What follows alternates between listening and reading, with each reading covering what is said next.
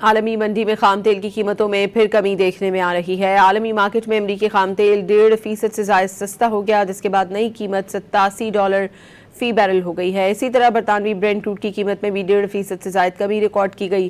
برینٹ crowd $91 فی barrel تک جا پہنچا۔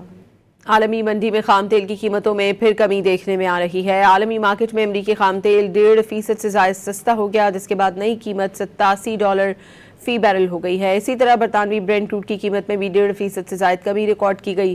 برینٹ کروڈ $91 فی بیرل تک جا پہنچا۔ عالمی منڈی میں خام تیل کی قیمتوں میں پھر کمی دیکھنے میں آ رہی ہے۔ عالمی مارکیٹ میں امریکی خام تیل 1.5% سے زائد سستا ہو گیا، جس کے بعد نئی قیمت $87 فی بیرل ہو گئی ہے۔ اسی طرح برطانوی برینٹ کروڈ کی قیمت میں بھی 1.5% سے زائد کمی ریکارڈ کی گئی۔